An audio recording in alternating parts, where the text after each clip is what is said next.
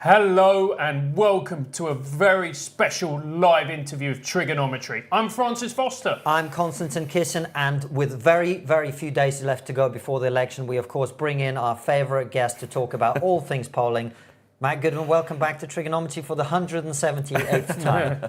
What a time, what a time. This is great, a week out from the election. Let's get into it. There's so much to talk about. A lot to talk about, not least because one of the things you've been covering, you've been in Clacton with Farage, looking at Reform's performance. Today's polls are suggesting that things may not be as good as some people have been predicting. We'll get to that. The first thing we wanted to talk about is the election itself. We've got a clip here of Rishi Sunak announcing the election. Let's watch that before we get into all the analysis. In the last 5 years, our country has fought through the most challenging times since the Second World War. As I stand here as your Prime Minister, I can't help but reflect that my first proper introduction to you was just over 4 years ago. I stood behind one of the podiums, upstairs in the building behind me. I told you that we faced a generation-defining moment and that we as a society would not be judged by some government action, but by the small acts of kindness that we showed one another. You met that challenge, and then some, and I have never been prouder to be British. And when I introduced the furlough scheme, I did so not because I saw a country simply in need of desperate help, albeit we were, but because I saw a country whose future hung in the balance. I could be bold and trust in the tens of millions of you at home that you would rise to the moment, or I could accept the inevitable millions of job losses and pick up the pieces. In truth, it was no choice at all. I have never and will never leave the people of this country to face the darkest of days alone. And you know that because you've seen it. As I did then, I will forever do everything in my power. So he announced it this time. You were rolling your eyes a little bit off camera while it was happening. But let's talk first and foremost. I think the interesting thing to discuss initially is why was the election called now, Matt? Do you think it was an attempt to shoot the Reform fox, as people have been saying? You know, prevent Reform from doing well, prevent Farage from running at all? Oh, absolutely. I mean, the calculation in number 10, firstly, was you can neutralise Farage and Reform. They were going to be the biggest threat to those 2019 Conservative voters. So you kind of outflanked Farage.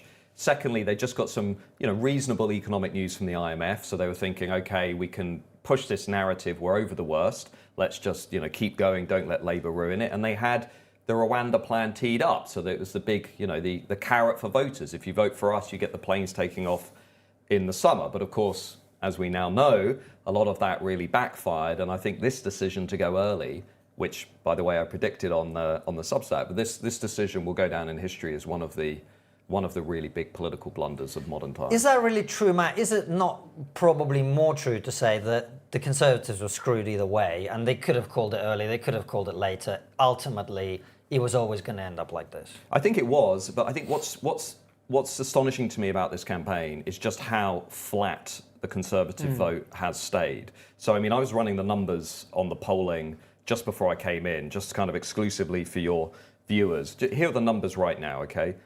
Labour, on average, across all polls, Labour 42%, OK? Conservatives 20%, 22 points behind. Reform 15.3%. What that means, Labour majority of more than 300 seats, bigger majority than 97. Wow. Conservatives, 47 seats. The Lib Dems on about 12%, they'll be on 60 seats. Reform, 3 seats. But the point here is Rishi Sunak actually has had no tangible, visible impact on the Conservative Party vote share. It is basically where it was at the beginning of this campaign. The only thing that's changed is Rishi Sunak has become more unpopular than he was at the beginning of this campaign. And we actually have a clip demonstrating why, Elliot. Let's pull that up. It's the one about D-Day.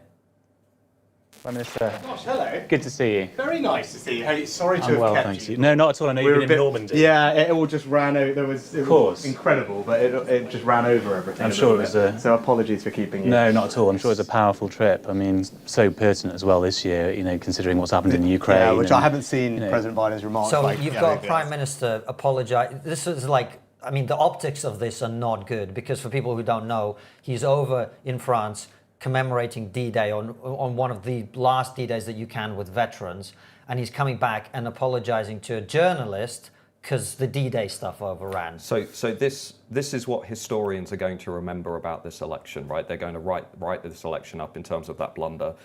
Why was the D-Day anniversary mistake so devastating for Sunak? Well, you might say it reflected poor judgment about the campaign. I've argued it actually reflected something much deeper and more existential that has run through the Sunak premiership and actually run through the Sunak team, which is one of the most important questions that people can ask. Does this guy actually believe in Britain? Does our leader actually believe in Britain? And the reason I say that is because around Sunak from the very beginning, okay, this is a guy that has had no mandate to be Prime Minister. He was appointed. He wasn't elected by Conservative members. He wasn't elected by voters. He was appointed.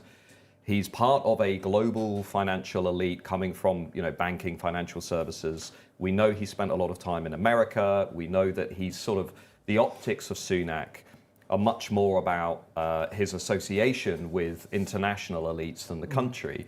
And so by leaving that ceremony, the anniversary early, what I think it conveyed to lots of voters, 68% of whom, by the way, told pollsters they thought his behaviour on that day was unacceptable.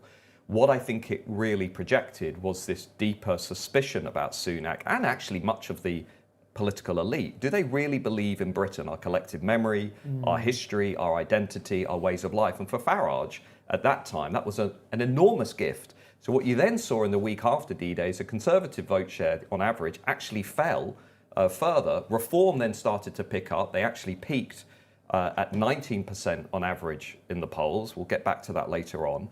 But the Conservative vote share actually flatlined. And here's the most remarkable statistic for me of this election. All those people who voted for Boris Johnson in 2019, all those people who gave the Conservatives an 80-seat majority, all those people who took a punt on Brexit and then Boris, and they wanted to get Brexit done, they wanted to lower migration. What percentage of those people are now planning to vote Conservative at the 2024 general election? Remember, when we had that discussion, we said these are the people driving the realignment. 37%, just 37% of them are planning to vote Conservative at the 24 election. So the realignment that we talked about ahead of the 2019 election, we predicted it all on this show, has completely blown apart because Sunak and co have really come fundamentally unstuck from those voters.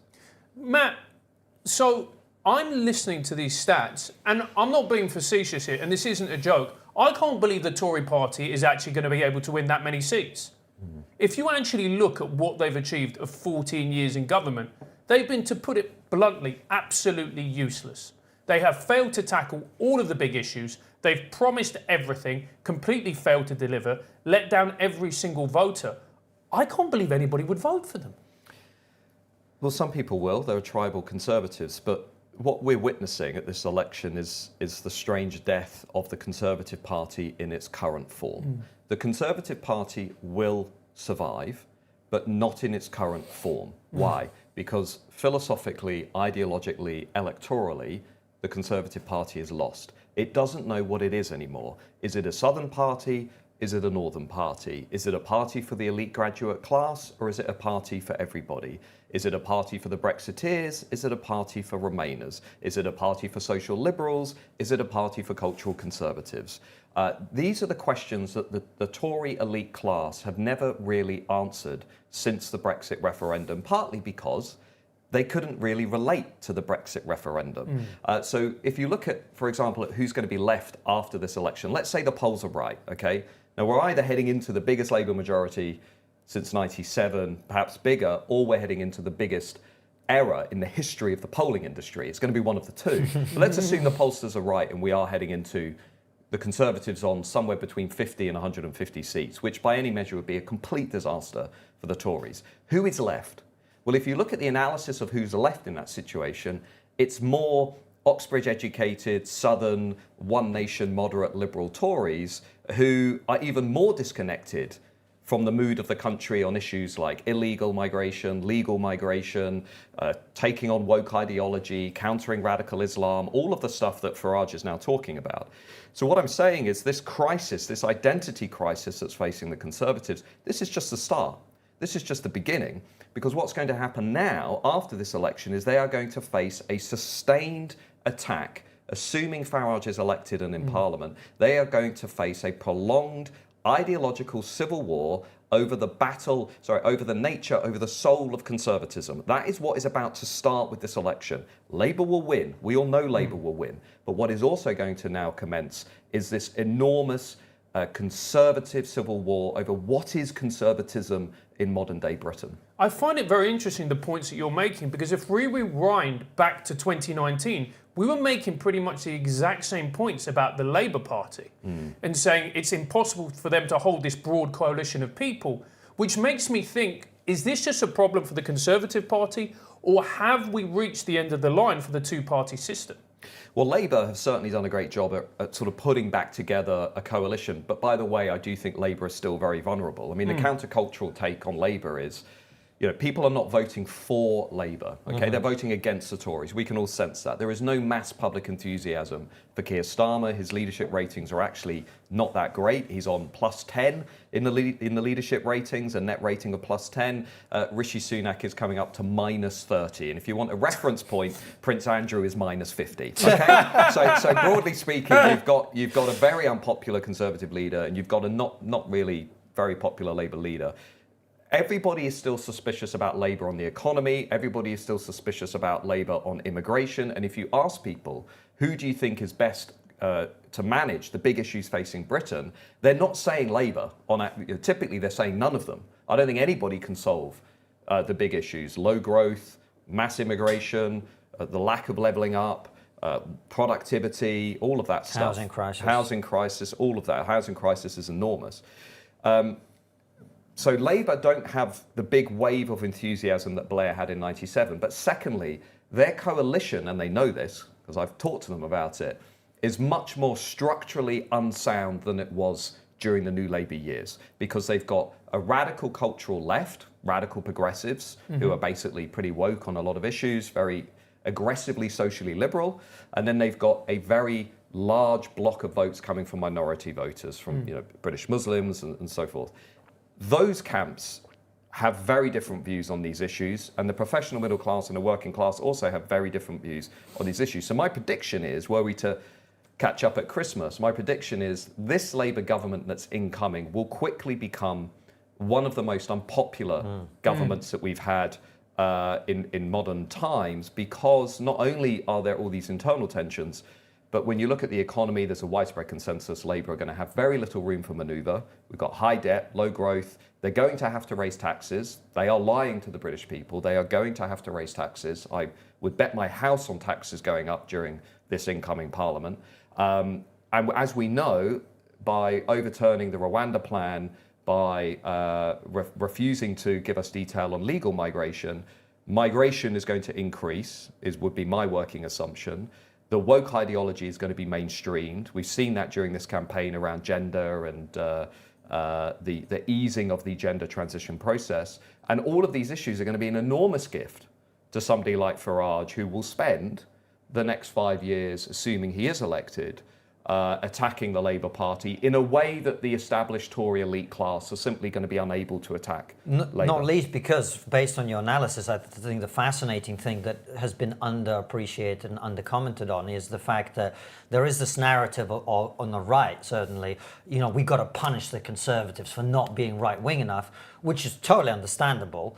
But what you're going to end up with is, having punished the Conservative Party, so to speak, a much more left-leaning Conservative Party of fewer MPs. That's what you're basically saying. That's what's going to happen. Yeah, what I'm saying is we now need to have this fight over the soul of conservatism. We have to have a serious battle over what conservatism is in this country. And it's very clear to a lot of people in the country, the Conservative Party is no longer reflecting the values and the voice of many people, working class voters, people who haven't gone to university, older voters, cultural conservatives. The Tory elite class has completely lost touch with the country. It's presided over, a string of foreign policy disasters. The liberal internationalists, the Rory Stewarts of the world, they've consistently got things wrong. They failed to address inequality, both regional and individual inequalities. They've put mass immigration on steroids. They've lost control of the borders. They said we've become a self-governing independent nation, then they refused to leave international courts and treaties that would have allowed us to take control of our borders. They mainstreamed gender ideology. They allowed critical race theory into the schools. I've charted all of this in detail. And then they wonder why Nigel Farage is back. Well, Farage is back because the Conservatives created him. The Conservatives have created enormous space for somebody like Farage to come in and say, this is not the brand of conservatism that is now in touch with millions of people. Look at Trump in the US, look at Le Pen in France, look at what's happening in Europe. It is the Tory elite class that are now falling over themselves to attack Farage, who are out of touch, actually, with their own voters. And what I'm hearing out of what you're saying, if the polling numbers remain as they are over the course of next week, and it translates into the seat numbers and the seat types that we expect, the Tory party is going to be more liberal, not less liberal, less conservative, not more conservative, as a result of the cull that's about to happen. Yeah. So you put that together, and then, let's play the clip of Nigel Farage basically coming through, going back a couple of weeks now and saying, I'm not like all these people, which is what you're talking about. Unlike the other six, I don't need an altar queue. I'm here because I believe in what I believe in. Our politics isn't working. You've heard these pathetic arguments tonight between the two big parties. Really, there isn't much difference. But electorally, Labour are going to win. The debate is who forms the opposition in the next parliament? Who fights for the rights of ordinary British people? Who fights to control our borders? Who fights for men and women running small businesses? Reform UK is about to become a political phenomenon, an historic one. So I urge you, join the revolt. And when this happened, when he had made the announcement, there was a big wave of enthusiasm. You were one of the people, frankly, leading it, talking about reform are going to make a big impact, and certainly in terms of damaging Conservatives and to a lesser extent Labour, they are going to have that impact. How do you assess their trajectory from that moment to where we sit today, where they're, in one of your polls, you had the Reform on 24%. That was an outlier of a poll compared to other companies, admittedly. Today, the average is 15%. Some polling companies have Reform as low as 13%. So chart that journey for us. So the first thing to say is Farage is probably the best campaigner in British politics today. He's the most authentic campaigner. He is literally on the streets with ordinary voters. None of it is professional. None of it is slick. None of it is focus grouped. And he is, I've known him for 15 years. He's a better campaigner today than he was in the UKIP days and the Brexit referendum days. When the campaign started, he went on a walk by himself and he made his decision alone that he wanted to give this a go, not because of personal gain or financial interest, but because he was being approached constantly by people who have been with him for 20, 30 years through that UKIP journey, the Brexit party journey, and they were saying, look, Nigel, you've got to do something. There is no alternative to the big parties. And it was a sense of loyalty that led him into the general election campaign. And when he did announce, it quickly became apparent amid a sort of none of the above election where basically everybody was disillusioned with the options, that he still had enormous cut through. So Reform then go from an average of 12% to the peak of 19%. Now, a couple of pollsters, one had them on 20, we had them on 24. What basically happened is Farage realised, and he's always known this, why people were moving to Reform. And I've surveyed 3,000 Reform voters. Top issue, stop the small boats. Stop the illegal migration invasion. Second issue, lower legal migration. So it's really about migration as the issue. He zoomed in on that big time, went all in, chose Clacton because long history of UKIP voting, had elected Douglas Carswell as a UKIP MP, and Farage's team know Clacton back to front. They know it intimately, right? So if he doesn't win in Clacton, he's got big problems. I mean, if you can't win in Clacton, you can't win anywhere, right? If you're Nigel Farage. What then happened is on Friday, June the 21st, Nick Robinson then asked him about Ukraine, and Farage basically suggested that the West had provoked Russia into that invasion.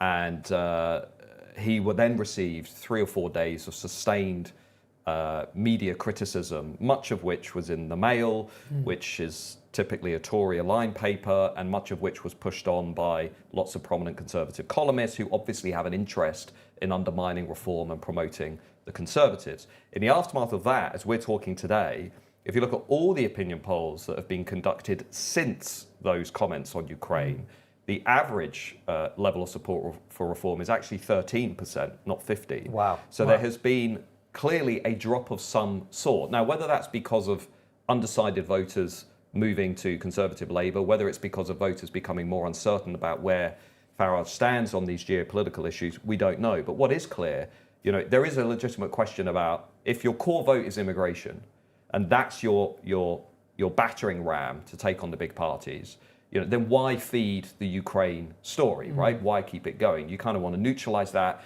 at least get the conversation back to, Reform want to slash overseas aid by 50%. Very popular in the country. They want a patriotic curriculum for kids, so they're not given woke dogma. Very popular in the country. They want an immediate freeze on all non-essential immigration. Very popular in the country. They want to leave the ECHR. Very popular among Conservatives. So, they've got these policies that have cut through, which begs the question, why keep the story going? Whether Farage now in the final week of the campaign can get back to those core issues, I think will determine whether they end up in the kind of 10 to 13% range, which is what UKIP got in 2015 when they won one seat in Clacton, or whether he can keep it in that 15 to 20% range, which is going to be hard for him to do in the final days. But look, even despite all of that, with a new party, small party in the first past the post system, I would argue he's done pretty well to get this far and to be in a position where the constituency polling suggests he's going to win Clacton. And look, if you're being ruthlessly pragmatic about this, right, as long as he is elected to the House of Commons, that's all that matters. So my working assumption is a seat in Clacton, maybe 2 or 3, a couple of surprises, but certainly a seat in Clacton, 5 to 6, 7 million votes nationally, somewhere between 50 and 120 second places, most of which, by the way, will be in Labour-held seats. That will allow Farage on July the 5th to say, OK, this revolt, that was step one. I'm in Parliament. I'm now inviting Conservatives to join our crusade. We're now the main opposition to Labour across the Red Wall in the Northern Heartlands. The Tories are finished.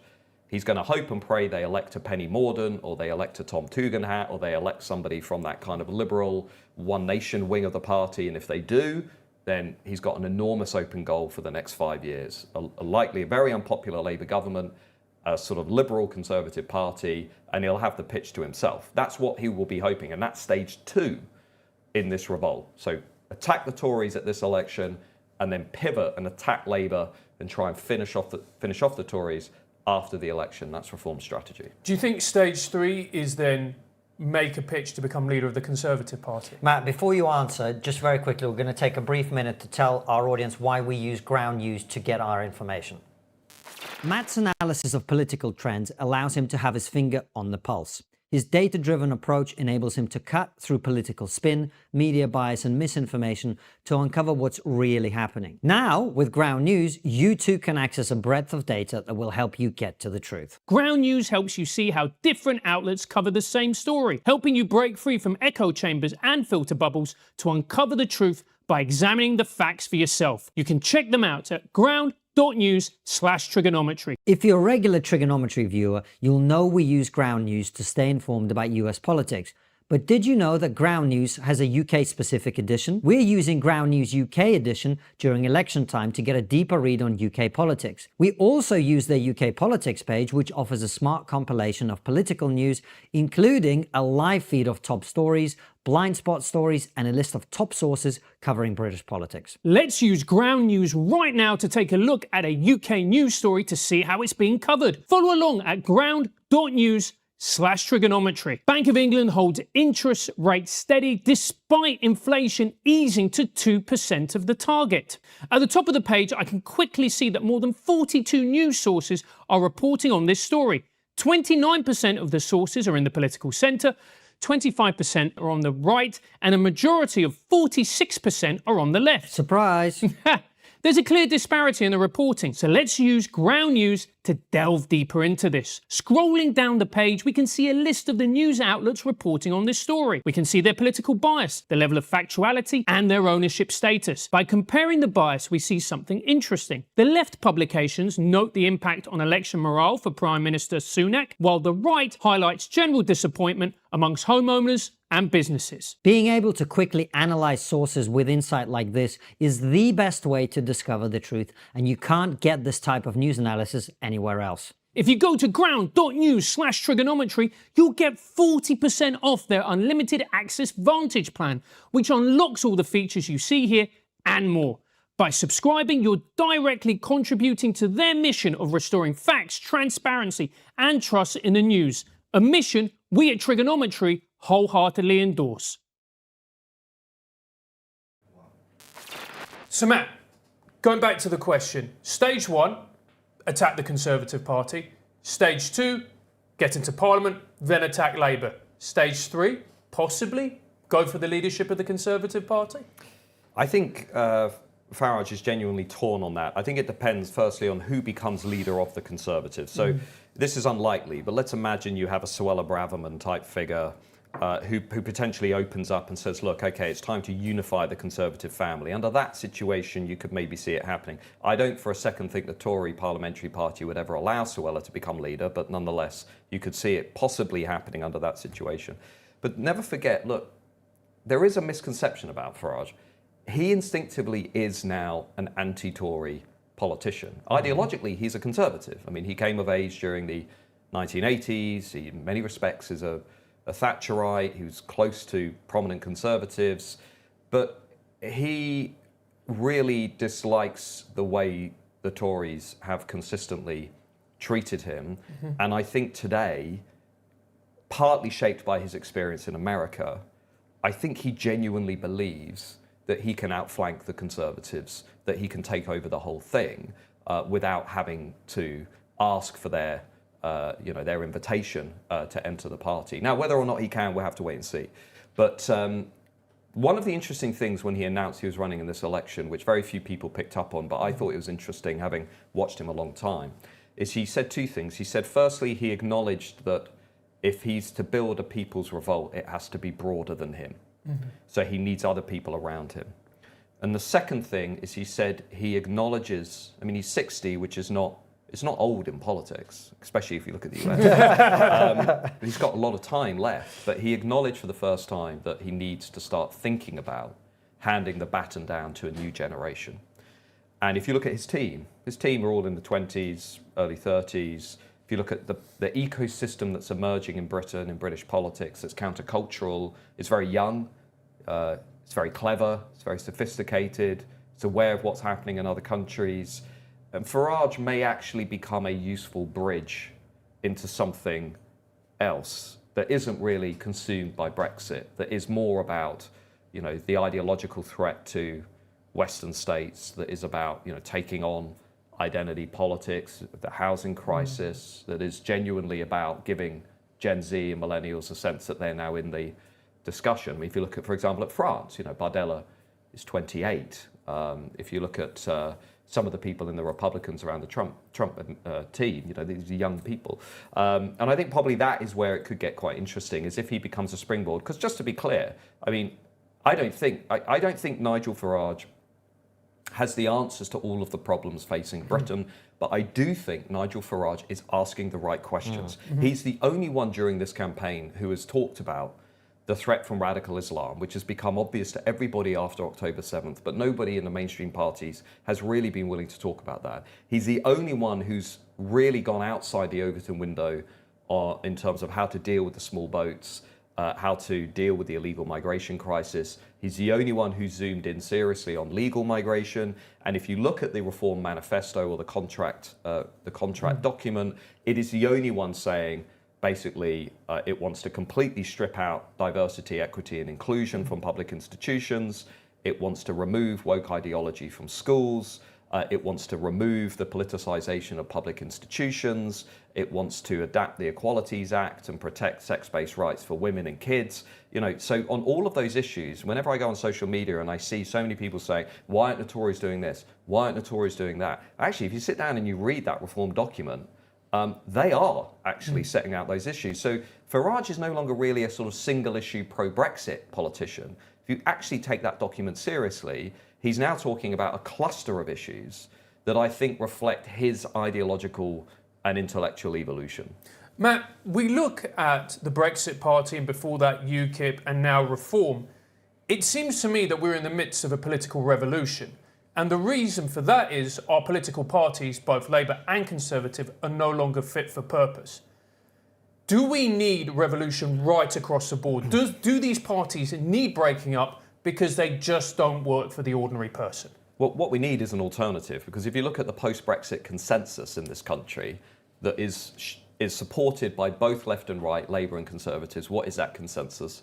Big state, big regulation, big tax, big immigration, big on woke, or at least woke adjacent, low growth, no real willingness or appetite to step outside of the elite consensus on any of those issues. So just if you're a Democrat, you don't have to agree with Nigel Farage and Reform. But as a Democrat, right, I would say we need an alternative to that consensus, because if the Brexit referendum in the last 10 years showed us anything, it's that there is enormous appetite in the country outside of London and the university towns for a genuine alternative to the elite consensus. You look at Europe, at the European Parliament elections just gone, or you look at the direction of America, we have the first big debate coming up with Donald Trump and Joe Biden. There is a serious political discussion going on about the future of Western societies. The UK general election I found to be utterly woeful. I mean, think about the things we haven't talked about. We haven't had a serious debate about Ukraine. We haven't had a serious debate about Israel-Gaza. We haven't had a serious debate about the long-term growth strategy in this country. Most serious economic analysts, including those on the left, like the Institute for Fiscal Studies, are saying both of the main parties are lying to voters about the state of public finances. Paul Johnson, who I respect, is saying they are not being honest with voters about their taxation and spending commitments.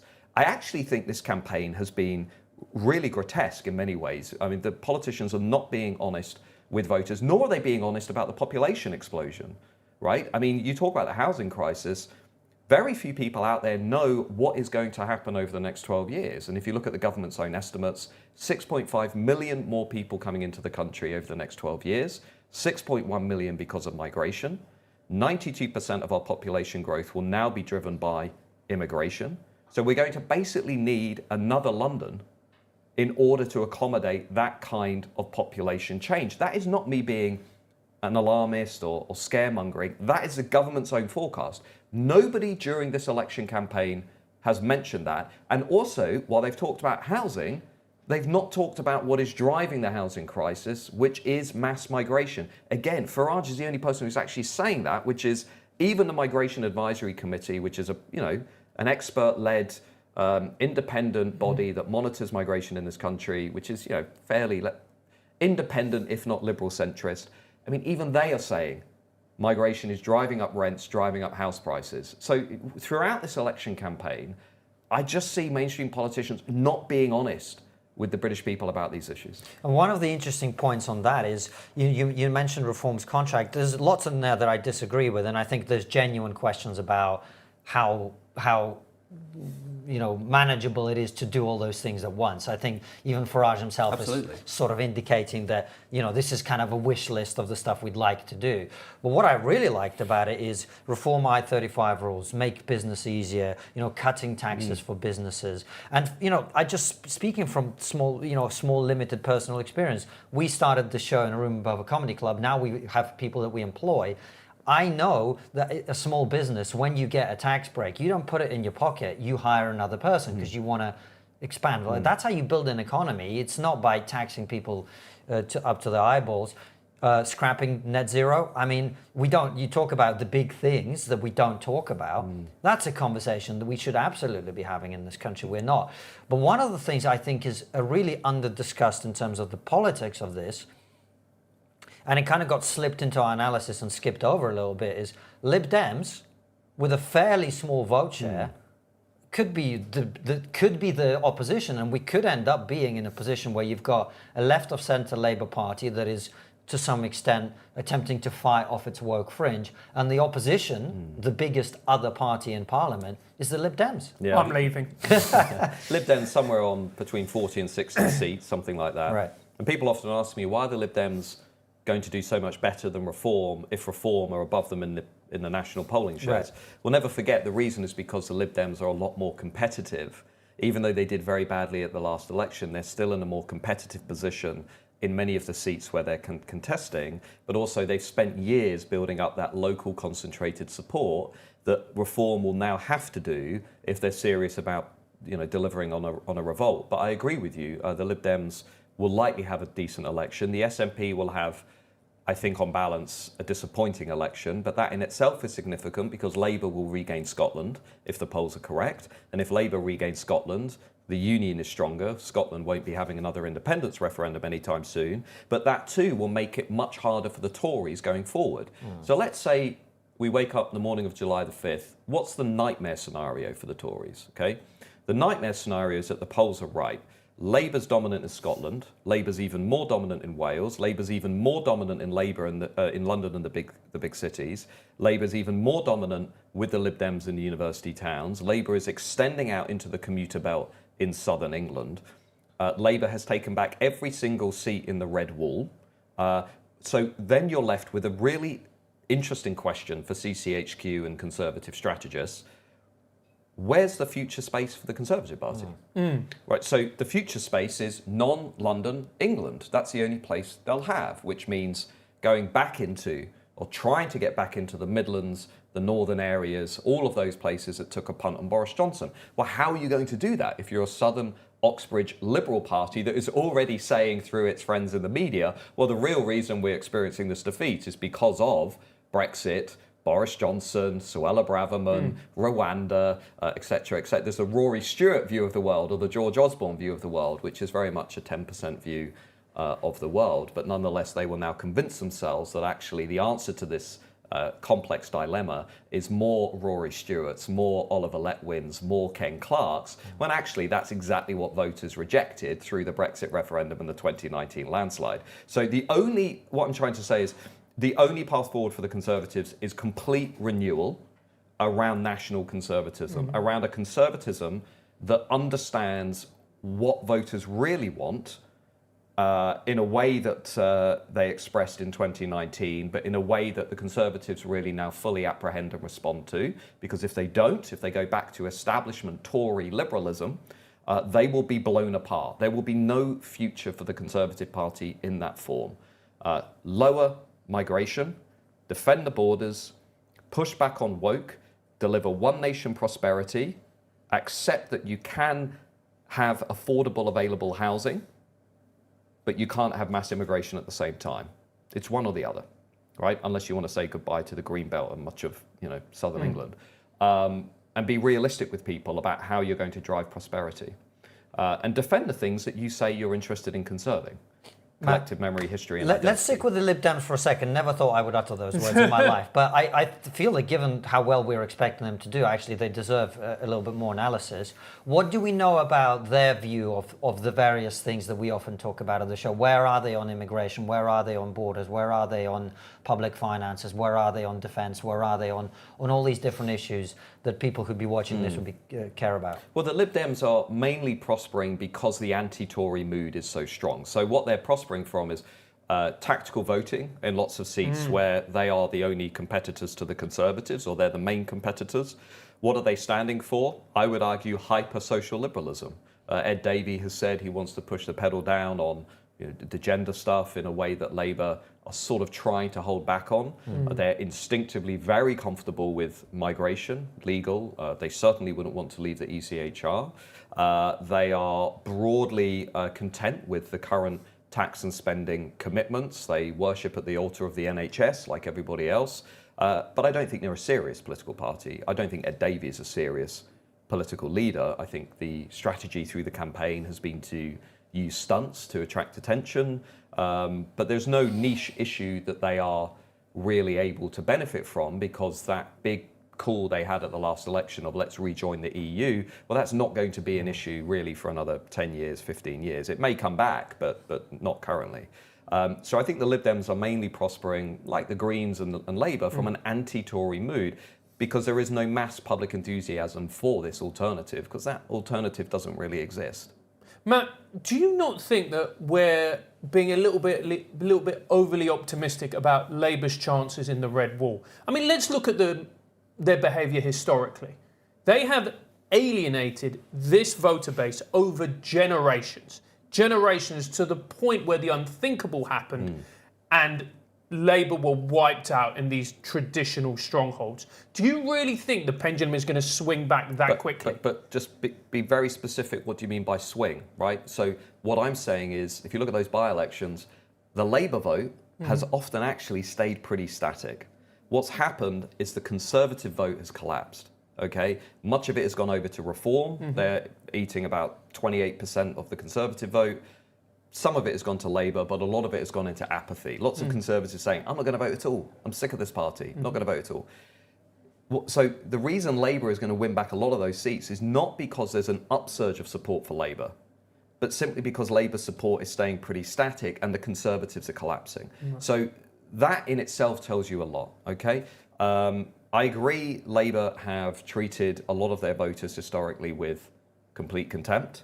I think Keir Starmer is very vulnerable, and my personal politics on the table, I'm very concerned about where the country's going under a strong Labour government. Not just because of the things that we usually talk about, migration, borders, woke, but also because Labour are now going to rewire the Constitution to be pro-Labour. Votes for 16-year-olds, reform the House of Lords, devolve more power, strengthen Scotland, Wales, devolved assemblies and parliaments, extend the quangos, extend the unelected, unaccountable government bodies. It's going to be harder for the Conservatives in the future to compete with that. And if the polls are wrong, if we're sat watching the exit poll next week by my friend John Curtis, and we find that there's a hung parliament, I haven't completely ruled out proportional representation coming into the mix in British politics over the next 5 years, because the Lib Dems want it, Farage wants it, the Greens want it, a big part of Labour's base wants it, the SNP would support it. I don't think we're done with that debate over electoral reform. By the way, if the Tories get 40 seats, some of them are going to want it. Well, I mean, like I say, the numbers this morning, you're looking at 40 to 50 seats for the Conservatives. My gut instinct is they're not going to do anywhere near that badly. So give us your gut instinct on all the parties. What do you think, that, just going by party, what do you think they're actually going to get? Very solid Labour majority. Bigger than 97?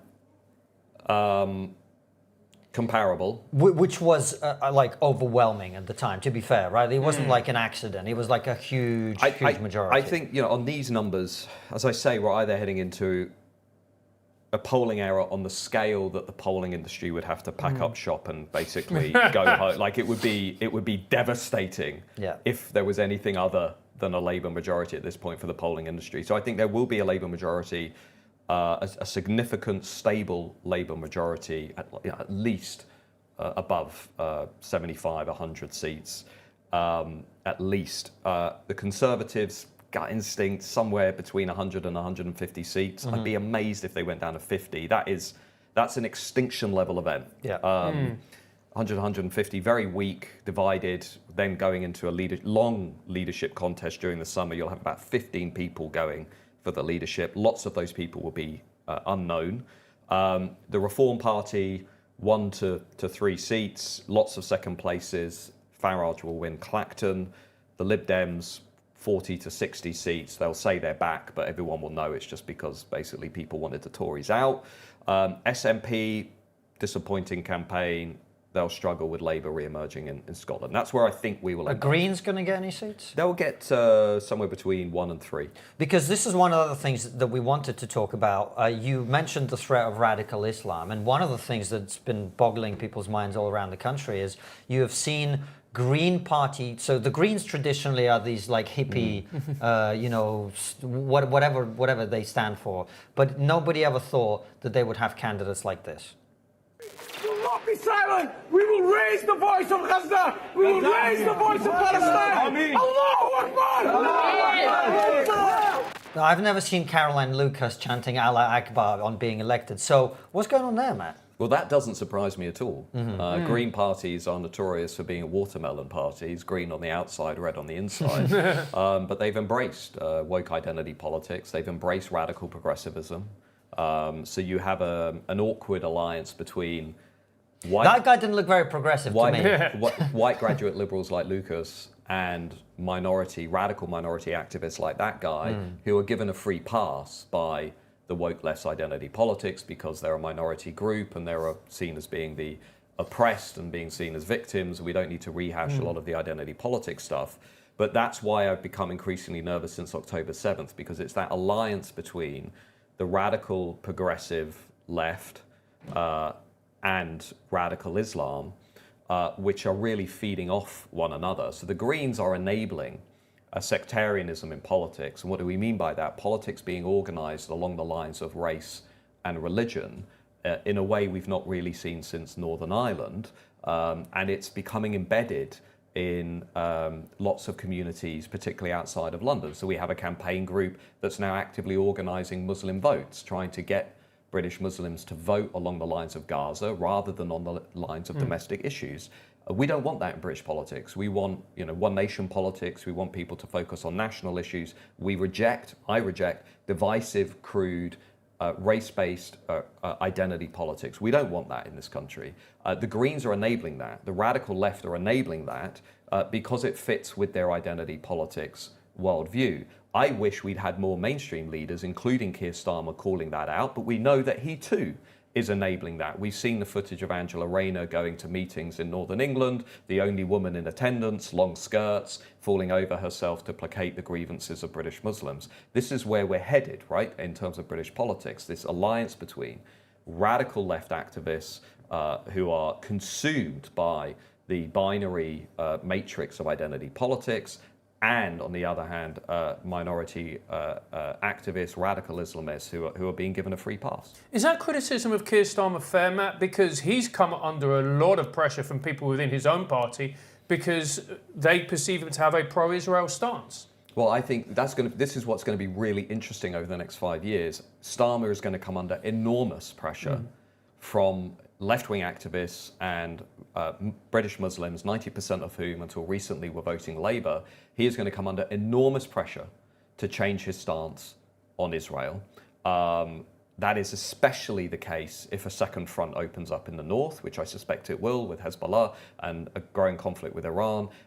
Prime Minister Starmer will, I suspect, have to go much further than any other prime minister in being hostile towards Israel, being pushed into some kind of formal recognition of Palestine and a two-state solution, and it's going to get very messy. And the people I feel most strongly about are British Jews, because next week there will be lots of people in this country watching the election of a strong Labour government led by a man who wanted to put Jeremy Corbyn into number 10 twice, with a great degree of apprehension and concern. There will be lots of Jews in Britain who will feel very worried about the direction of travel in British politics next week. And it is on all of us to make sure their voice as well is heard in this national debate. And the thing that's worrying is that I look at Starmer and I don't think even his wife would describe him as a particularly strong character. Is he really going to have the moral backbone to face down his own party when he can't even say what a woman is? Well, I think the thing that concerns me about Keir Starmer is the inconsistency. So on the one hand, he's speaking for the common people, the working man and woman. On the other hand, he was the guy who campaigned, was very open in campaigning for a second referendum on Brexit. So when the ordinary man and woman voted for Brexit, he didn't want to know. He wanted another referendum until people made the right decision. He has been very inconsistent on issues around the economy, around immigration, around Jeremy Corbyn. I just don't think we really know who Keir Starmer is. I don't buy the media narrative that this guy is a return to moderate, responsible, sensible leadership. I don't think anybody that wanted to make Jeremy Corbyn Prime Minister, who really put himself that far out in the debate to say that, who was happy to campaign and serve in high office alongside Jeremy Corbyn, I can't take that person seriously because it shows such a lack of judgment. He knew what Corbyn was. He knew all about what Corbyn was. He knew what Corbyn said. He knew what Corbyn believed. And the idea now that he's saying, well, he didn't think Labour were going to win the general election, having gone through 2017, having known how close it was that Labour and Corbyn were, how close they were to power, I do not believe for a second that Starmer thought, well, he won't become Prime Minister anyway, so I might as well campaign for this. It's a terrible post-hoc rationale for what he did. And it's also, as well, when you look at the economic crisis that we're facing, do we really want someone who describes themselves as a socialist handling the economy? I'll be honest with you, as someone who has come from a socialist country which isn't doing too well, the answer is no. Well, I do think there's a case now. The kind of settlement I wanted to see after Brexit is the opposite of what we got, right? And I think Konstantin was just referencing this. We should have got into an economy that was business friendly, that was cutting corporation tax, cutting regulation, that was being responsible in the way it was doing that. I'm not saying slash and burn deregulation across the board, but I'm saying you have to make it clear to business there's a competitive advantage for coming to Brexit Britain over the European Union. That should have been step one on day one. It didn't happen. And instead now we've got stuck in this low growth, high debt, big state, very sluggish, slow, overloaded economy that isn't working. So in response to that, we've then thrown bodies at the economy. So we've used mass migration to plug the holes. So let's bring in the last parliament, 4 million people into the country to basically try and keep the whole thing going, keep consumption going, keep people spending, give business lots of low-wage labour, low-skill labour. And of course, the problem then is our GDP per capita, GDP per head is going backwards. We're not actually building a productive, dynamic, innovative economy. What we're building is a Deliveroo economy. Lots of people doing low-wage work, low-skill work. It isn't dynamic. It isn't contributing to the economy. I had this guy over recently from to our think tank, a Dutch academic, Jan van der Beek. He's done the study on the impact of the kind of migration we have in Britain, but he's looked at the Netherlands and he's looked at a few other European countries. And what he's shown is, contrary to what the elite class tell us, that actually it's driving economic growth and vibrancy and so on, he's shown conclusively that it's weakening Western economies, that the more you rely on masses of non-European migration, low-skill migration, what you're doing is you're basically hollowing out your economy. And by the way, you're also helping global corporates because they love this, right? Because it's feeding their profit margins. And it's also making the elite class in Westminster feel wonderful and lovely because they can go on Twitter and X and they can say, look at me, I'm a progressive, and they win lots of applause from other members of the elite class. But what it's actually doing to the economy is it's costing, in the Netherlands, he's estimated about 80 billion euros. It's costing Western economies an enormous amount. And again, during this election campaign, we've not had that conversation. We've not even talked about it at all. Nobody has raised that issue except Farage. Again, I'm not here to make the case for Farage, but I am saying Farage and Reform are a very useful vehicle if you want to have that debate. I want to have that debate in this country. I think lots of people out there want to have this debate. And if it wasn't for Farage and Reform, we wouldn't even be allowed to have this debate. We wouldn't even be having this discussion. Well, one of the things he said fairly early on that I wanted to ask you about very directly, Matt, is he suggested that by the time of the next election, there will be a Muslim party of Britain. Do you think that's likely? Well, we know it's likely because people have surveyed British Muslims over the last 2 months, and they found that 40% of British Muslims say they would like a Muslim-only political party in Britain. I've written about this extensively.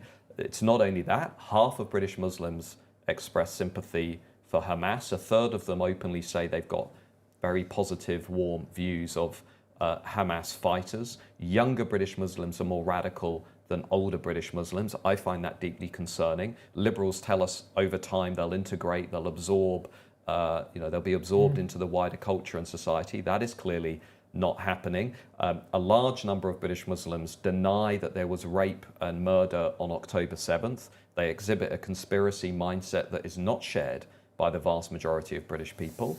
I'm very concerned about all of that. And that too speaks to this issue that we can see with the Greens, which is a sort of sectarian type politics that George Galloway and others are trying to encourage. We don't want that in our politics. We don't want segregation in our communities. I mean, look, if you want to read one book on this, Ed Hussein's book, Among the Mosques. We've had him on to talk about it. Ed Hussein, great, interesting guy, countercultural, brave, right? In that book, he turned up unannounced at, I think it was 100 or so mosques across the country. And he makes a very powerful point in that book. He says, if you are young and British and Muslim, you can spend your life completely immersed in Islamic culture, in schools that are overwhelmingly dominated and filled with British Muslims, in your local mosques, in shops, you can live in segregated neighborhoods. You can basically live your entire life without any meaningful interaction with the non-Muslim majority. Now, when I read that, I found it deeply alarming because, you know, this guy turned up unannounced, was just reporting what he was seeing. When I looked at the evidence, at the number of British Muslims who tell pollsters they would like to live a partly or fully separate life, independent from wider British society, you're looking at about 20 to 30%, which is a significant number. And then when you look at the projections of where we're going between today and 2050, I'll give you one stat so people can think about this. Go online, look at the Pew Research Center, which is an independent, you know, centrist think tank. Nobody can say Pew is a kind of like right-wing crazy think tank. I think they can, mate. Sure they will. They've done some pretty credible forecasts looking at where all European nations are going to be by 2050. And they make the point that Britain is going to see the largest overall increase in the absolute number of Muslims compared to other European states, and that by 2050, about 20 to 25% of Britain's population will be Muslim. It'd be 30% in Sweden, about 25 to 30% in France. So I'm not saying that to be provocative or to be, you know, alarmist. I'm saying that because if we don't actually start to have a mature conversation about what we're talking about now, about integration, how to make young British Muslim kids feel British, share our culture, share our values, share our ways of life, how we're going to push back against radical Islamism, how we're going to stop sectarianism in our politics. If we don't start figuring that out now, we are going to have very big problems down the line where we can already see, we can see those problems in France, we can see those problems in Germany. They're beginning to experience what happens when you don't, when you run mass immigration with no serious effort being devoted to integration. Some of my friends, Eric Kaufman, who's been on the show, you know, Eric would say, you can't even have integration when you run mass immigration anyway. It's an unsustainable policy. You have to stop inward migration, let the country absorb the demographic trends, you know, wait a significant period of time, and then if you want to continue with some high skill migration, that's probably the way that you can just about manage it. But running what we're doing now, a net migration of 700,000 with no real effort at integration, and then calling anybody who raises these questions a racist or an Islamophobe, I mean, that's a policy for idiots. And unfortunately, you know, the idiots seem to be in charge. Matt, we've got lots more questions for you, but more importantly, our audience do. So we're going to take a quick break, and then our audience will read you some questions from our locals, and also people are welcome to send in super chats, and we will get to some of your super chats and locals questions after the break. See you very shortly. Matt's analysis of political trends allows him to have his finger on the pulse. His data-driven approach enables him to cut through political spin, media bias and misinformation to uncover what's really happening. Now, with Ground News, you too can access a breadth of data that will help you get to the truth. Ground News helps you see how different outlets cover the same story, helping you break free from echo chambers and filter bubbles to uncover the truth by examining the facts for yourself. You can check them out at ground.news/TRIGGERnometry. If you're a regular TRIGGERnometry viewer, you'll know we use Ground News to stay informed about US politics. But did you know that Ground News has a UK-specific edition? We're using Ground News UK edition during election time to get a deeper read on UK politics. We also use their UK politics page, which offers a smart compilation of political news, including a live feed of top stories, blind spot stories, and a list of top sources covering British politics. Let's use Ground News right now to take a look at a UK news story to see how it's being covered. Follow along at ground.news/trigonometry. Bank of England holds interest rates steady despite inflation easing to 2% of the target. At the top of the page, I can quickly see that more than 42 news sources are reporting on this story. 29% of the sources are in the political centre, 25% are on the right, and a majority of 46% are on the left. Surprise! There's a clear disparity in the reporting, so let's use Ground News to delve deeper into this. Scrolling down the page, we can see a list of the news outlets reporting on this story. We can see their political bias, the level of factuality, and their ownership status. By comparing the bias, we see something interesting. The left publications note the impact on election morale for Prime Minister Sunak, while the right highlights general disappointment amongst homeowners and businesses. Being able to quickly analyze sources with insight like this is the best way to discover the truth, and you can't get this type of news analysis anywhere else. If you go to ground.news/trigonometry, you'll get 40% off their unlimited access Vantage plan, which unlocks all the features you see here and more. By subscribing, you're directly contributing to their mission of restoring facts, transparency, and trust in the news. A mission we at Trigonometry wholeheartedly endorse. Hey guys, Matt Goodwin here. Subscribe to my Substack for exclusive access to my writing, polling, and videos. My mission is to help people like you make sense of the political and cultural revolution that's sweeping through Western societies. As a paid subscriber, you'll be the first to see my work, join the debate, get exclusive notice about events and advanced discounts for those events. Don't just observe the change, understand it. Trigonometry viewers get a special discount. To claim that, click the link in the description below and subscribe to Matt Goodwin's Substack right now. This is something I haven't talked about at all publicly yet, but I've been meaning to for a while. A lot of the internet narratives about how people ought to live their lives, you kind of embodied some of those ideas in your own life, and it went spectacularly wrong. It's the reality pill, not the red pill, not the blue pill, not any of these things. Towards the end of our marriage, I found a list in my husband's office of every single media figure that had ever written a negative article about me, both right-wing and left-wing. And I was told that this was a contingency list of people he would contact to hurt my reputation if I disobeyed in the marriage. That is arsehole behavior. That's abusive behavior 101. This idea that you have in the red pill community that, you know, no matter what the man does, the woman is supposed to just, that's not how it's supposed to be.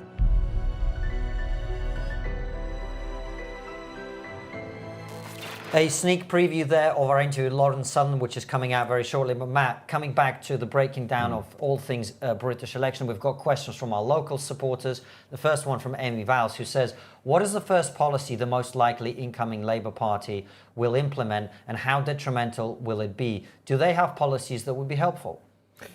I think they're going to go hard and fast on votes for 16. I think Labour are going to do what they've always done well, which is use power to cement their power. Conservatives historically are terrible at that. So they'll do probably something like votes for 16, they'll try and get that in. Maybe House of Lords reform, let's see. Oh, overturn Rwanda as well. That would be a priority, a big symbolic gesture to their activist base. I think Starmer said he'll do that on day one, or at least sign it in. So what are they gonna do about immigration? Well, that's a funny thing, right? So Labour's immigration policy, like, you really need to look at it. It's kind of insane. So they're saying on illegal migration, they're going to smash the gangs. Okay? Like, no one's been trying to smash the gangs until the now. criminal gangs who are smuggling people in. They're going to smash the gangs who are bringing people to the dinghies, right? And they're going to say, right, we're going to smash the gangs, but we're not going to have a deterrent. So we're not going to have the Rwanda plan, and we're going to overturn the illegal migration bill, which Rishi Sunak brought in. And what that does is it allows the government to immediately detain illegal migrants and then over time deport them back to their countries of origin. So Labour are basically going to remove all of those things, but they're going to smash the gangs with a new border control command posts, which already exists. They're just going to give it a new name. Why is that nonsense, right? It's nonsense because if you're just smashing the gangs, you're playing whack-a-mole. Because the only thing you need to cross the channel is a boat, a torch, and like a life jacket, but sometimes they don't even have those. So if you smash one gang, there's going to be another. You smash that one, there's going to be another. And then they said they're going to clear the backlog in the Home Office system of the people who have already made it into the country. And we've got about 127,000. So what does that mean? Well, they're going to process the applications for asylum as quickly as possible. And we know chances are they're going to grant approval to like 90% Well, that's plus. what the Tories did. Yeah, that's what the Tories exactly. did, so they're just going to do the same thing, but and worse. what's that going to do? So you've got two big messages to would-be migrants and people smugglers, that basically Labour's a soft touch, there is no longer a deterrent, and if you make it over, chances are you're going to have your application approved. All of this means that illegal migration crisis in this country is going to get worse, not better. I'd put my house on it. Numbers are going to keep going up. That's going to be a massive problem for Labour. Legal migration, they've said they would like to bring it down, but basically, as we know, Labour are pretty comfortable with mass migration. Most of the official economic forecasts in this country are assuming net migration will stay at least 250,000 a year, which is basically where it was just before the Brexit referendum. So the elite class is assuming mass inward net migration is going to remain at least 250, 300,000 every year for the foreseeable future, which is not what voters want. That is depressing, to put it mildly. Thank you, Matt. The next question is there any political party out there that has a serious detailed policy proposal on how to deal with the UK's underlying domestic issues, can you scroll up, which made us so reliant, keep scrolling on down, migrant labour. on migrant labour? The Reform Party. Well, the Reform Party is basically the only alternative to the mainstream party consensus on mass immigration. I'm not saying that because I'm campaigning for reform. I'm just saying the only alternative, if you don't think mass migration is a good, beneficial policy, is reform. That is basically it. If you trust the Tories after the last 14 years to lower legal migration, good on you. Good luck with that. If you trust Labour, who started mass migration with Tony Blair in 2004, good luck. I hope it goes well. But if you want an alternative, the only alternative is Reform and Farage. I mean, that is it. They're not a perfect vessel, but they are the ones saying freeze all non-essential, non-NHS migration, leave the ECHR so we can control the borders, and push back on woke ideology, which I would argue underpins the elite commitment to mass migration. Keep the questions coming in, especially if you're not on locals. Send in your super chats and we will read them out after we've done the locals ones. How many terms will Starmer serve in number 10, given his age and ministerial lack of experience, as Pommy 1 Oz? My prediction is Starmer will serve one term and he will be ousted by some kind of internal Labour revolt, that he will come under sustained pressure from within, and he'll either lose the next election or he'll be ousted. I don't think he will be serving more than one term. Well, based on what you were saying earlier about the state of the British economy, which all of us can see with our own eyes, as you said, I think very, very quickly people will realise that the thing that was ruining the country was not the Conservative Party, it was the elite consensus. Yeah, the elite, yeah. So they're going to be saddled with all the same problems, many of which they will make worse. The question is, what is going to be your protest vote at the next election against Labour, right? Yeah, and also briefly on that, I mean, again, I'll go back to the IFS. You can't say the IFS are a right-wing think tank. They're sort of centre-left. But even they have pointed out, Labour have committed to £20 billion worth of public spending cuts that have been factored into the budgets by the Conservatives. So it's not only that we don't have much growth, it's not only that we've got this insane pile of debt that nobody wants to talk about, partly because of COVID and the lockdowns, which we all know were pretty disastrous.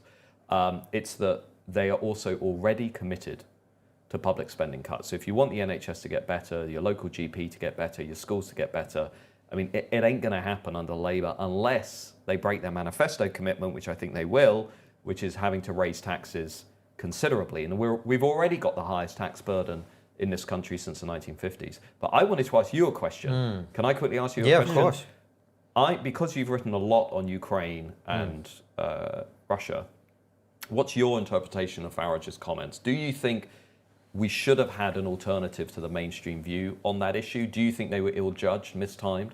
I think what happened is he actually made comments which I don't regard as being anything like beyond the pale. I don't agree with Nigel, and we've had him on the show, and there's a clip on our channel. I think that the title is Farage versus Russian or something on Ukraine. And we disagree about NATO expansion. There's a big, long conversation to be had about that. What I think he said in that interview was quite reasonable. I didn't have that much of an issue with it, but that's my personal opinion. But what I also then said on Twitter the subsequent day and got lots of pushback for was that was the first time the media got him on something that his own demographic, his own voters disagree with him on. Because I would say the model, the median reform voter is in their 50s or 60s, 40s to 60s, I'm guessing, probably sees Russia in a kind of Cold War kind of haze, so to speak. You know, we saw the level of support for supporting the Ukrainians after the war started in this country. I'm not saying it's at the same level, but I think the vast majority of British people that I speak to, including people who are interested in voting for reform, they're not that keen in sort of pretending this was some kind of, you know, the West made Russia invade, which is not what he said, actually, but that is kind of how it landed after all the media reporting of it, etc. And so I think he's actually been very consistent on this over a long period of time. As I say, I don't personally agree with his view. But what I think the mistake has been, and I think you alluded to it earlier, is that story should not have been allowed to keep going. He shouldn't have been trying to say, oh, Boris Johnson said this. And, you know, getting them to all of these arguments, I just think it's derailing to the main message of the reform. And, you know, actually in the break, I checked my Twitter and I tweeted that we were having this conversation saying, is reform sliding back? And someone said, oh, you're only saying that because you want them to. I don't. I agree with you. I think reform are an essential vessel for expanding the conversation. Doesn't mean I agree with every single policy that they're advocating. I don't. But when I look at that manifesto, I look at what they're saying about net zero. I look at what they're saying about cutting taxes. I look about what they're saying about getting the country actually creating wealth. We're losing 10,000 millionaires a year. Now, people in this country hate wealth and they hate, you know, successful people. I think that's really stupid because they're the ones that pay a lot of the taxes that we then use to look after everybody else. So I like a lot of the stuff that they're putting out. Don't agree with Nigel on this particular thing, but I do think letting it run this long was not a smart move, just on a purely tactical basis. That's what do you make of that? No, I agree with much of what you say. I think the only thing I would pick up on is the media. There was clearly a coordinated effort to undermine reform and Farage over the last 5 days, and that is not conspiratorial. You can go and read the original article saying that Putin, Putin's people had said, Zelensky had said that it was the virus of Putinism had infected, people. And the implication in the newspaper, the original newspaper front page was that Zelensky said that about Farage, and actually he didn't say that about Farage. They were just talking in very vague terms. I think Mary Harrington has actually written a very nice piece on this in Unheard, where she makes the point that actually, if you look at the realist school of geopolitics that says, on balance, kind of NATO, EU probably did irritate Russia through expansion and so on, versus the liberal internationalists who are saying, actually it's on us to defeat Russia and so on. I think Farage was kind of expressing one side of that debate. I think it's a legitimate view. I think it's an acceptable view. I think we have to have a discussion about how this ends, because we seem incapable of talking about where this conflict ends. My gut instinct is simply saying, well, we're going to beat Russia is not a realistic view, but that's my personal political view. I understand why people say it. But the way in which there was very clearly a coordinated effort among, the sort of the Telegraph and, Tory supporting papers, I thought was pretty transparent. Yeah, no, I agree. I do think, though, that allowing himself to focus on it for that long was probably not the smart move. That's all I'm saying. Yeah. But look, people should be able to have these conversations. We live in a democratic country. Do we? We're supposed to. And what that means is that people's views about really major geopolitical British involvement should be ventilated and should be heard. And like I said, I think unlike some of his supporters, Nigel has actually thought about this very carefully and has been talking about it for a very long time. There is a kind of... Well, he predicted the invasion. Right. I mean, there is a kind of 2014. reactive fringe online that is different about that. They're just anti-Ukrainian. I think that's a separate conversation. But I think more broadly what it speaks to is I see this election as a kind of test of, you know, the online echo chamber versus reality. And I think a lot of people across different sides of the political spectrum may be in for a little wake-up call, including people in our space too. Yeah, I agree. I mean, I did a Twitter poll yesterday. Said, you know, how are you going to vote? You know, Labour, Conservative, Reform. Reform's like 70%, which says more about my Twitter following than it does about the mood of the country. And also, it says a lot about, I think, Reform has a great online presence. They do well online. It has a great... I mean, in fact, the data shows this. Sky have just published the things looking at which of the parties has had more social media impressions and engagements, and Reform are number one. Why is that? Well, I would suggest it's because the guy running Farage's stuff is 23. Like, they're very in touch with the zeitgeist. But I agree with you. If I'm right and Reform end up with 1, 2 or 3 seats, 6 million votes, a bunch of second places, I would personally say for a new small party, that's a good outcome. But there will be lots of people who will see that and say, oh, what happened to the revolution? What happened to 100 seats? Why? Because they're not quite in tune with how difficult it is to actually impose yourself on this political system.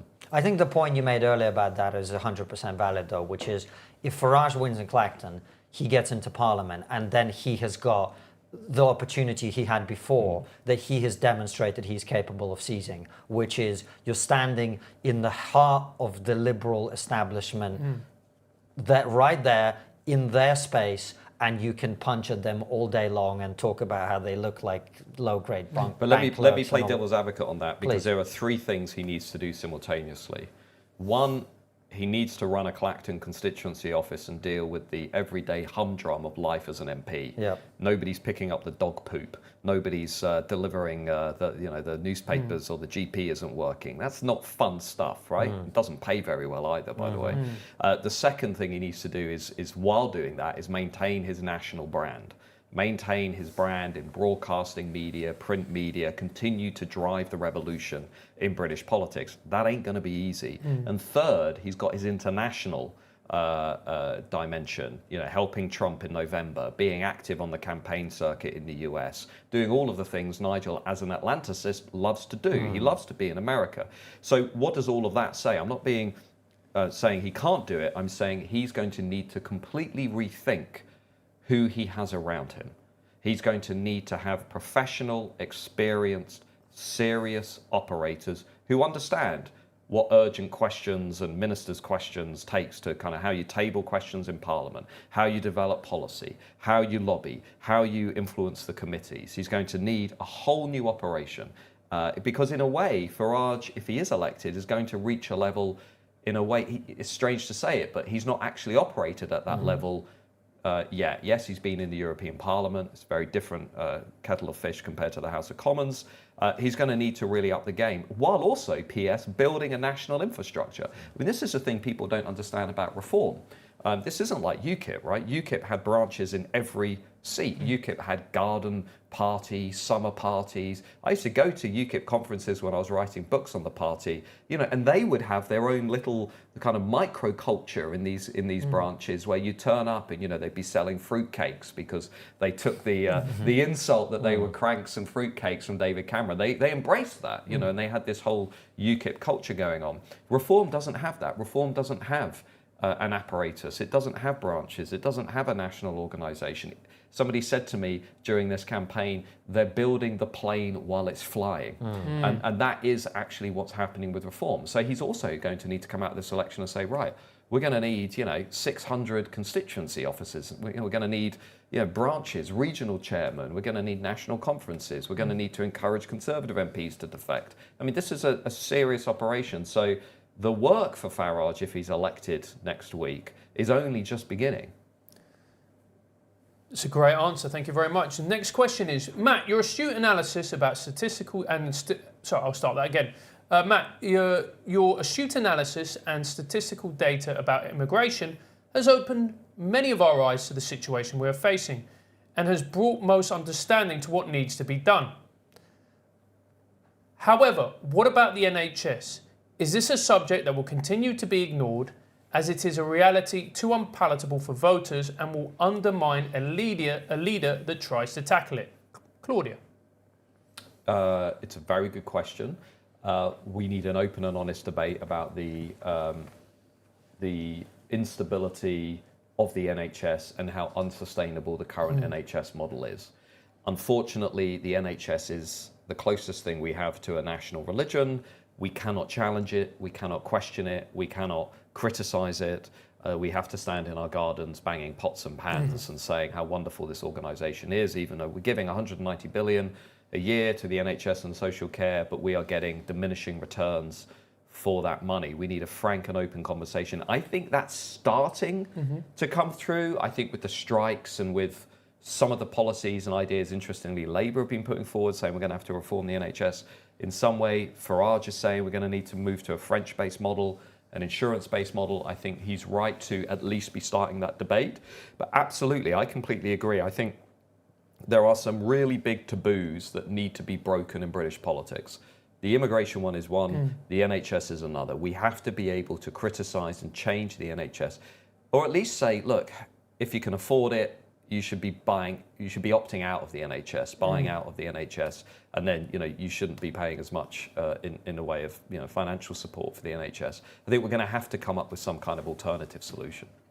Let's go to the next question, which is, given the general trend towards right-wing parties across Europe, does Matt really believe this could be reform's moment?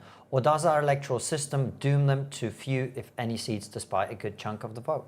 If you look at it through a 5-6 year strategy, yes, Nigel Farage, if he surrounds himself with the right people, if he gets money and manpower, yes, we could do Canada 1993 over the course of 2 general elections.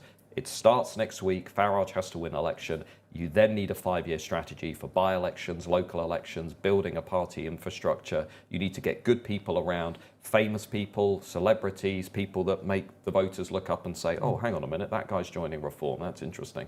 You need to do a whole strategy. Yes, it could happen, especially if I'm right with where we're going under Labour and also the hopelessness of the Tories. And if those two things come together, I can't think of another time where Farage has had an opening as big as the potential opening he's about to have. Do you think, because I was thinking about this the other day, we all talk about the shy Tory phenomenon. Do you think the shy Reform phenomenon would be even stronger than that? Because it's one thing saying to people, look, I'm going to go vote Conservative. It's quite another saying, I'm going to go and vote for Nigel Farage. So I'm glad you mentioned that, because I've been saying, my gut instinct has genuinely been torn, right? I think maybe 60% of me is saying Reform, 1 to 3 seats, 5 to 7 million votes, bunch of second places. But there is a part of me that thinks I might actually be underestimating the anti-establishment sentiment in the country, and Reform end up actually outperforming expectations. Like, I am quite conflicted on that. But I think you're right. Maurice Duverger was a French writer in the 50s, and he said, if you want to disrupt a two-party system, the biggest obstacle you face is the credibility gap. You have to be seen to be a credible alternative. If you're not seen as credible, you're not going to go anywhere. Now, what does that mean? It means to get the shy Tories to go Reform, they have to believe you're going to win seats. They have to believe you can become Prime Minister. They have to see you as a credible alternative. To do that, Farage needs to do all the things we've talked about during this interview in order for him to position himself in 28, 29 and say, look, I am it. I am the alternative, surrounded by other people, competent people, experienced people. Where are all the MPs going to go who are going to lose their seats next week? All those talented Conservative MPs, where are they going to go? I suspect some of them will be hoovered up by Reform. If you can get good strategists, if you can get good donors. I know some of the money men are coming back into the mix, by the way. Few people notice this, but during Reform's press releases, there are press conferences, there are serious people in the room with Farage when he's making those announcements. So he is getting people around him that could make a difference, but he's going to need to demonstrate credibility. I can win seats. This party can win seats. By-elections will be key. Watch by-elections over the next year. If those by-elections start being held in red wall seats, pro-Brexit seats, and Reform are winning them like UKIP used to win by-elections, this thing will take on momentum of its own. Very interesting. Let's do a few super chats before we wrap up. Someone says, just read Matt's latest Substack. I am so annoyed with Farage. To me, he's shot himself in the foot with his Ukraine comments, and his chance to take over the Conservative Party is greatly damaged. This is from someone called Goose Springsteen. So what do you make of that, Matt? I think it's an interesting point. I think we're going to come back and potentially look at Ukraine as one thing that may have made a tangible difference on reform support. Averaging 13% is not good for reform, given that they were averaging 19% a week ago. Now, the polls may be off. Let's see. I don't want to play into any narrative that might or might not be going on in British politics. All I can say as a pollster is there's been a significant shift. Matt, you published a list of Brexit benefits at the weekend with 10 specifically highlighted that you felt were important in this election. Why aren't these being highlighted better by the media? And this is from Steve Wright. Because I think much of the media class is invested in talking down Brexit. I think being anti-Brexit is now a source of status among the elite class. And I think there is a minority there who are also suffering from BDS, Brexit derangement syndrome. And I think, you know, if you actually look at Brexit objectively, of course there are benefits. I mean, we don't pay into the EU budget. There's one. We're saving ourselves billions of pounds. We're not part of the EU migration pact. We would have had another 120,000 asylum seekers over the last few years.